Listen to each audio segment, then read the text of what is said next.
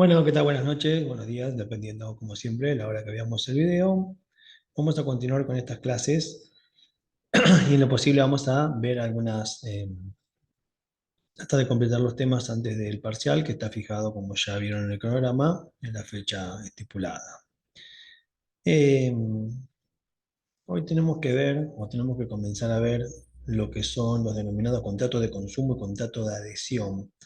Los contratos de consumo de adhesión o de adhesiones de consumo es la otra clasificación de contratos que nosotros tenemos que abordar, porque en un principio estuvimos viendo o estuvimos elaborando toda la teoría del contrato, estuvimos viendo la clasificación, y en algún momento vimos, cuando veíamos la clasificación de los contratos, que hay como una clasificación general grande antes de entrar a la del Código Civil, que es la clasificación esta que nos habla de contratos paritarios o contratos clásicos, que son aquellos contratos en los cuales las partes, o se entendía que las partes eran partes iguales para contratar, que tenían la misma fuerza, que podían hacerlo de los mismos lugares, que eran dos personas libres, entonces la autonomía de la voluntad en ese momento era plena, tenía plena vigencia, y así se reguló el Código Civil nuestro, eh, que en aquel momento, bueno, era muy un ferviente defensor de lo que es la autonomía de la voluntad, que ahora vamos a ver específicamente de qué se trata, qué significa, ya que apareció por ahí en alguna de las consultas y nosotros acá tenemos que ahora tratar de entender lo mejor posible de qué estamos hablando. Junto con estos contratos clásicos y aquellos contratos digamos, que se entendía como paritarios, en dos partes iguales que ejercían su derecho a contratar y no, y que supuestamente estaban equiparados. Con el tiempo aparece una categoría de contratos como son los de adhesión y también los de consumo. Y vamos a decir, ahora vamos a adelantar ahora que la inmensa mayoría de los contratos que uno celebra son de adhesión o son de consumo. Son una inmensa mayoría de los contratos que uno celebra hoy por hoy que tienen que ver con una relación de consumo o tienen que ver con un contrato donde una de las partes predispone todas las cláusulas y nosotros simplemente nos podemos suscribir o no a lo que nos ofrecen. No hay posibilidad de discutir. Las cláusulas, los términos, los plazos, los precios, los intereses y demás. Uno simplemente, como ya hemos comentado en algún momento, dice quiero o no quiero. Bien, entonces la idea es, en principio, eh, diferenciar claramente cuando estamos en presencia de un contrato entre partes o paritario o clásico, cuando estamos en presencia de un contrato de adhesión y cuáles son las ideas, cuáles son los requisitos o cuáles son, digamos, todo lo relativo a la formación de este contrato, qué me dice que estamos en presencia de un contrato de adhesión y a la vez también cómo los contratos de adhesión y los de consumo son esta categoría de contratos en las cuales nosotros podemos suscribirnos o no. Hay una regulación específica del código para que no se cometan abusos, para que no se cometan, eh, digamos, una situación al estar la parte que predispone en mejor posición que la parte que acepta, lo que se trata siempre es de poner límites a esa situación, ¿no? A la situación del predisponente, en donde vamos a ver que se establecen cuáles son las cosas que se pueden hacer y cuáles son las cosas que no se pueden hacer. Ahí aparece la idea de las cláusulas abusivas, aparece la idea de la buena fe contractual, aparece la idea de todo lo que tiene que ver con la información, con la precisión de la información y todas estas demás cuestiones que nosotros ahora vamos a ir elaborando. Me parece fundamental, me parece fundamental que tengamos una noción sobre lo que es el consumo, sobre lo que es la adhesión, porque nosotros de alguna forma, si estamos luego brindando un servicio, es muy probable que estemos dentro de lo que es el marco del consumo, porque vamos a ver cuándo estamos en presencia de un contrato entre particulares y cuándo es de consumo. Así que bueno, vamos a avanzar en esto, más o menos con la idea ya presentada. Eh, este es un Power que está pensado para dos clases, así que vamos a abarcar la primera etapa y vamos a dejar después la segunda etapa para el próximo video. Vamos a ir ahora con la primera parte.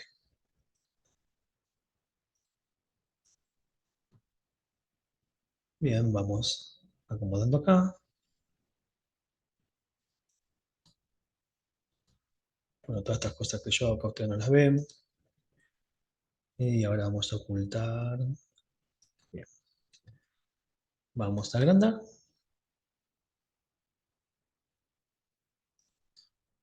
Y ahí estamos. Bien. Bueno, siempre la primera diapositiva tiene la idea de presentar los temas que vamos a tratar, los temas que ustedes deberán abordar. Los temas que no solo deberán abordar al momento de escuchar la clase, al momento de rendir el parcial, y los temas que deberán analizar. Son estos, ¿sí? Ahí aparece la adhesión y después la especificación de cada uno. Bien, algo les adelantaba. La denominada doctrina clásica es aquella doctrina que alguien exterioriza una voluntad, que es un acto, digamos, unilateral, hablando de la oferta, ¿no? Y se busca perfeccionarla con la aceptación. Y una vez que la contraparte acepta, queda perfectamente concluido el acto jurídico porque las partes prestaron su consentimiento. Y por ahí la pregunta es, ¿y no es así? Sí y no. Sí y no. Por eso la idea es que podamos entender. Acá le aparece la duda, el hombrecito está tratando de pensar o de contestar lo que yo ahora les pregunté, sí o no. Que nosotros hagamos una oferta y que la otra persona acepte la oferta, queda concluido el acto jurídico como tal, está prestado el consentimiento de forma en la que no pueda ser atacada.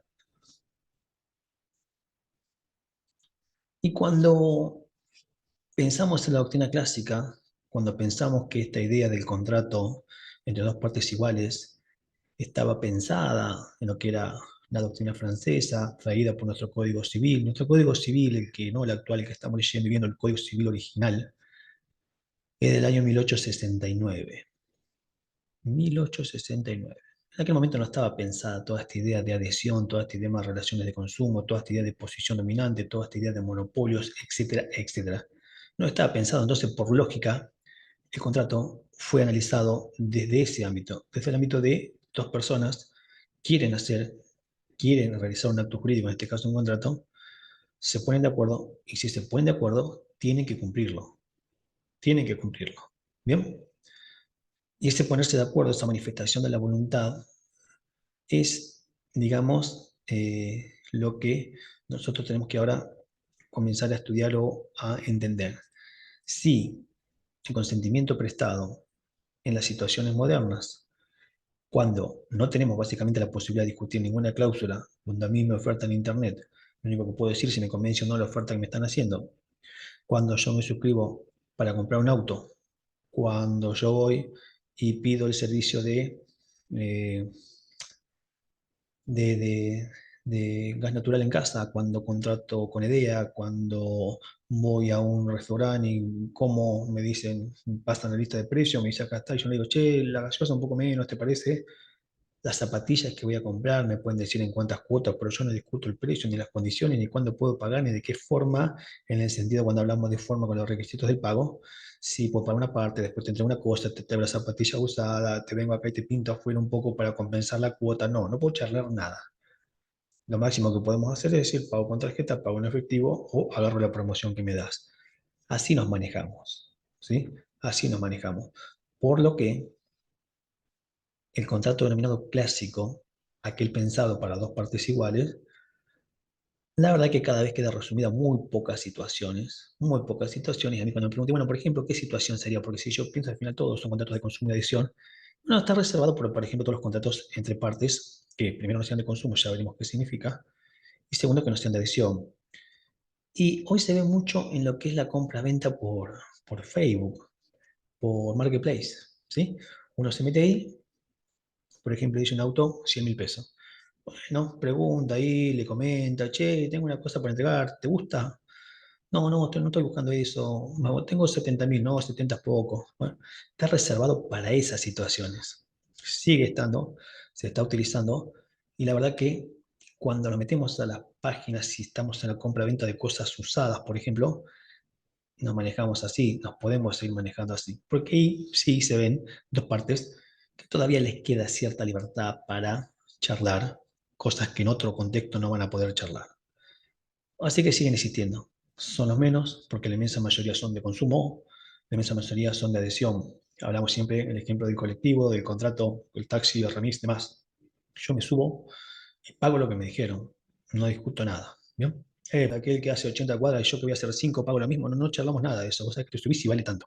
Listo. Bien. Por eso que la inmensa mayoría son de consumo de adhesión. Sin embargo, queda. Por eso la pregunta es si podemos pensar hoy en la actualidad, no hoy mismo 2023, sino hace un tiempo se viene pensando si todavía podía seguir sosteniéndose la idea de que contratar, por ejemplo, con una empresa, contratar, por ejemplo, con, eh, con personas que se dedican al comercio, contratar, por ejemplo, con distribuidores y demás, es lo mismo. Y claramente que no lo es. Entonces comienza a aparecer toda esta idea. Comienza a aparecer toda la idea de, y claramente en todas las situaciones modernas, una negociación.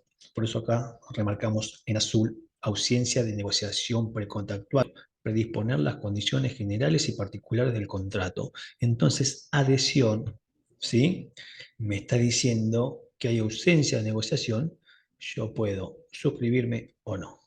Bien, y esa es la principal diferencia cuando hablamos de contratos clásicos, a diferencia de los contratos de adhesión. El contrato clásico pensado para personas que pueden discutir, que pueden acordar, que pueden charlar, que tienen una negociación precontractual previa, contra lo que son los de adhesión, en donde ya está todo predispuesto, vos te podés sumar o no. Claramente que cuando vos te podés sumar o no, pueden aparecer un sinfín de cuestiones que uno tiene que analizar. Esas cuestiones que uno tiene que analizar son la autonomía de la voluntad. ¿Bien? ¿Por qué la autonomía de la voluntad? Porque la autonomía de la voluntad es el principio por el cual el hombre crea la norma para regular su conducta y en virtud del cual puede elegir los contratantes y subordinarse a determinados derechos y obligaciones. La autonomía de la voluntad es, eh, uno de los rasgos característicos del contrato que me dice, en otras palabras, que las personas pueden crear libremente cómo van a regular un contrato y se van a subordinar a los derechos y obligaciones que en ese contrato hayan acordado. Bien, tal vez pensado en otro momento, tal vez pensado en otro momento, porque lo pensemos ahora. Pensemos que por casa, si yo pienso ahora, y hace años atrás mucho peor todavía, por casa simplemente pasa un servicio de electricidad, por casa simplemente pasa un servicio de gas natural, por casa simplemente pasaba en su momento un solo servicio de internet.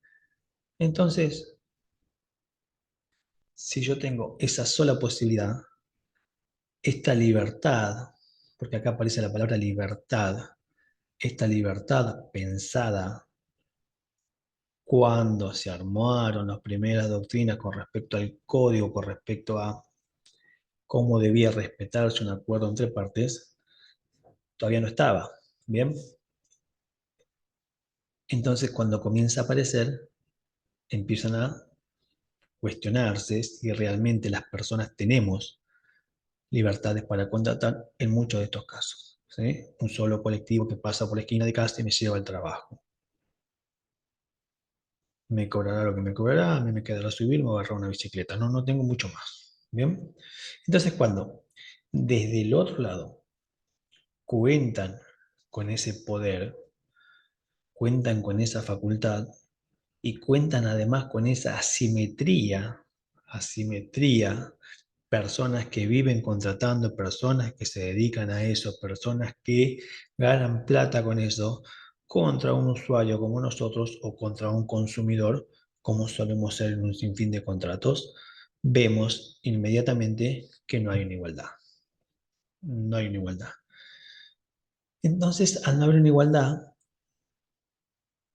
se comienza a regular, pero se comienza a regular de una forma primero un poco tranquila. Llevó mucho tiempo que el derecho se pueda meter en la autonomía de la voluntad. Llevó mucho tiempo que se piense en cómo comenzar a limitar, cómo comenzar desde el Estado, desde las leyes, de las regulaciones, empezar a poner freno a lo que ya habían comenzado a hacer los abusos en cuanto a esta idea de contratar con tanta simetría. Claramente el que predispone las cláusulas, claramente el que escribe el contrato y te dice firme o no, va a ser todo ese articulado, todas esas normas, todas esas cláusulas, todas a su favor, todas, todas a su favor, todas. Limitaciones de responsabilidad, intereses excesivos, contratos conexos que no habías pedido, servicios que no habías pedido, seguros que no habías pedido, falta de responsabilidad, falta de garantías, incumplimiento de las garantías.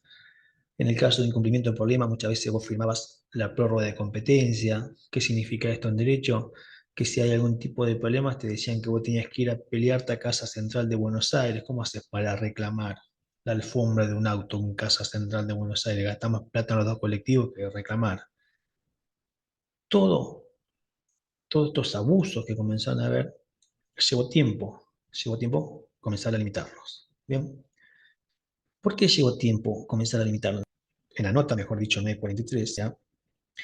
Que la lesión subjetiva básicamente había situaciones en las cuales una de las partes era derecho romano y esta lesión subjetiva había que probarla porque tenía varios elementos que se tenían que dar como para que poder atacar un acto jurídico y decir no, este contrato no porque acabó lesión, se aprovechó de la situación de la persona para realizar el contrato. Y estaba pensado para situaciones de personas en enfermedad, para personas en situaciones de vulnerabilidad, etcétera. Pero era toda una cosa trabajosa a probar, porque en principio, Vélez Sarsfield, cuando hace el código, y si bien ya estaba pensada la idea de la lesión en el derecho romano, Vélez Sarsfield se opone totalmente, era un gran defensor de la autonomía de la voluntad, y no deja esta nota. No deja esta nota entendiendo qué quiere decir. Entendiendo de alguna forma que, ojo, dice en la nota, yo no estoy de acuerdo, 1869 hablamos, ¿no? Yo no estoy de acuerdo con esto de la lesión. ¿Por qué? ¿Por qué? Dejaríamos de ser responsables de nuestras acciones si la ley nos permitiera enmendar todos nuestros errores o todas nuestras imprudencias. El consentimiento libre, prestado sin dolo, error ni violencia, con las solemnidades requeridas por las leyes, solemnidades de formas, por ejemplo, deben hacer irrevocables los contratos. Acá, entonces decía, sí, nadie te obligó, si no hubo dolo, si no hubo violencia, y vos celebraste el contrato, hay que cumplirlo. Indiferentemente que después te des cuenta que las cláusulas te perjudicaban y demás. Con esta idea y con este razonamiento, si después cada uno de nosotros trata, no tendría sentido. ¿Bien? Entonces, no está mal plantearme en aquel momento. Y él hasta se ponía la lesión. Sin embargo, ya con un mundo totalmente diferente, comienzan a aparecer límites al ejercicio de la autonomía de la voluntad. ¿Qué significa límites al ejercicio de la autonomía de la voluntad? Significa que el Estado, por medio de las leyes, comienza a limitar y comienza a ponerle un manto de reglamentaciones, empieza a avisar. Nosotros ahora vamos a empezar a observar cómo se dan ciertas contrataciones y a la vez vamos a comenzar a decirle qué cosas se pueden hacer y qué cosas no se pueden hacer. Y ahí aparece, en el año 1968, con esta gran modificación que tuvo el código anterior al nuestro del 2015, aparece la lesión subjetiva, la buena fe contractual y el abuso al derecho. ¿Sí? Pero recién, años después, con la reforma de la Constitución Nacional, nuestra última reforma, que fue en el año 94, aparece la idea del consumidor. Recién en el 94 aparece la idea del consumidor. Aparece en la Constitución y dice que, bueno, que los consumidores tenemos que ser personas protegidas y aparece dentro de esta familia privilegiada y sacada de los derechos con rango constitucional. Entonces, ya venía la autonomía de la voluntad siendo cuestionada con la lesión, con la buena fe contractual y con el abuso del derecho, tres figuras que siguen estando.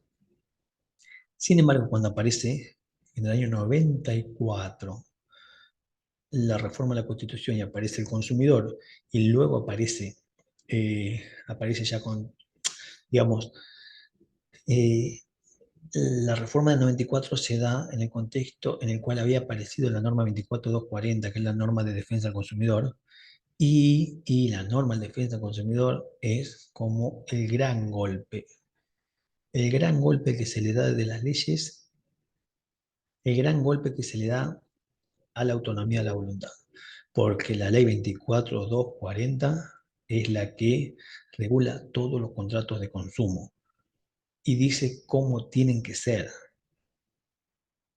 Esta ley ahora lo que hace es estar visualizando y además indicando cuáles son las reglas que tienen que cumplir aquellas partes que van a brindar servicios o que van a vender bienes. Nos dicen cómo se debe hacer y qué reglas cumplir. Acá ya desaparece, cuando estamos hablando en consumo, desaparece literalmente y en muchos de los efectos que antes tenía la autonomía de la voluntad. Ya no es como uno se crió escuchando a los padres, a los abuelos que nos decían, y bueno, pero vos firmaste. Claro, en algún momento era así, claro. Durante muchísimo tiempo fue así. Y vos firmaste. Alguna vez tal vez ustedes han escuchado a los abuelos, a los padres decir esta idea de, y bueno, vos firmaste, claro. Si por ahí nuestros abuelos padres son antes del 94 y regía plenamente la autonomía de la voluntad con algunas limitaciones. Entonces, la ley 24240, sancionada en el 93, termina siendo uno de los grandes golpes que se da a la denominada autonomía de la voluntad tan defendida en nuestro derecho durante tanto tiempo. Por eso es importante saber en qué consiste, a qué apunta y cuáles son sus limitantes.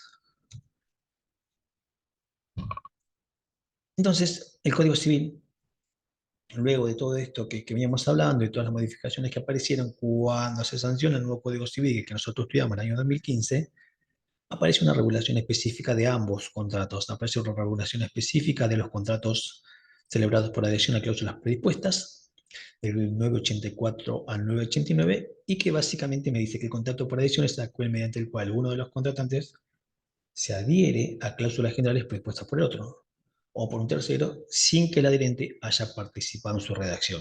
Lo que veníamos charlando, ¿sí? Vemos que lo que pasa actualmente es el dedito ahí, y te dice firme acá. Es lo único que uno puede hacer.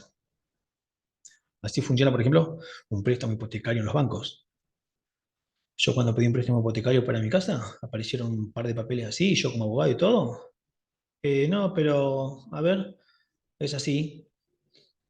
4 tarjetas de crédito me encajaron.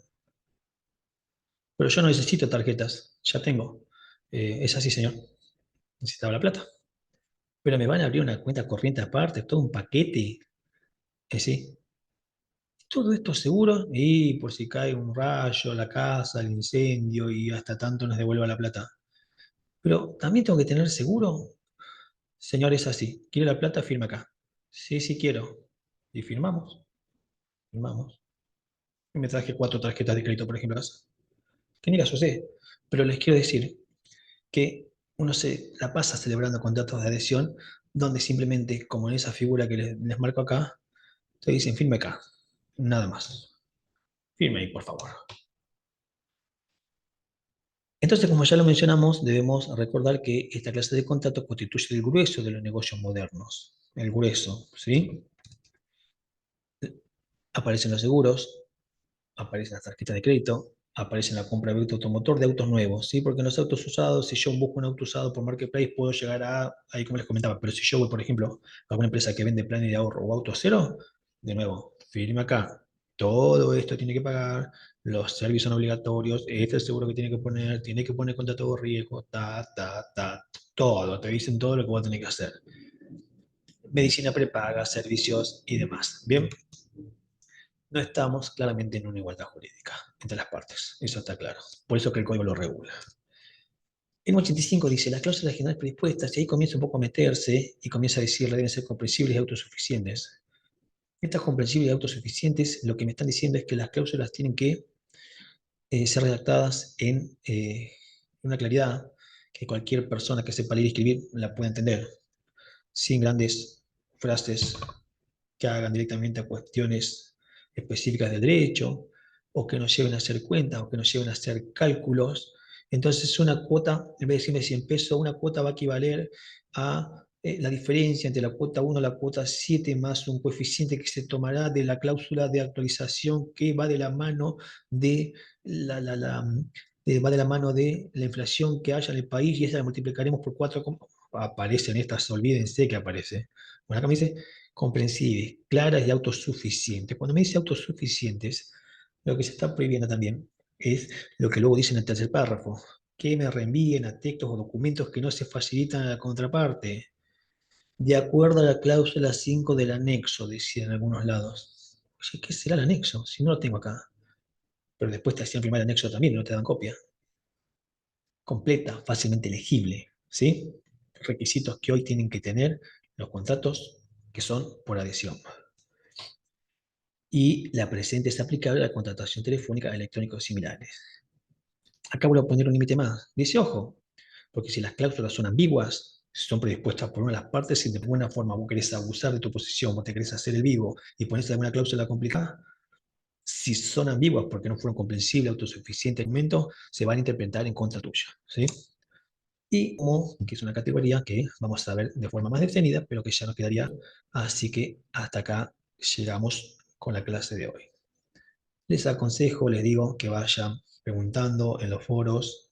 Yo veo que por ahí no preguntan tanto. Está bueno que pregunten, se saquen dudas, porque después van a aparecer los apuros cuando tengamos que rendir. Tómenlo como un consejo, cada uno sabrá qué hacer, somos todos adultos. Somos, así que simplemente eso. Nos vemos en la próxima, ya con los contratos de consumo. A leer, a estudiar, todo esto está en el libro, todo esto está en los materiales, así que lo pueden completar con eso. Nos vemos en la próxima con la segunda parte de este material que está cargado en la plataforma.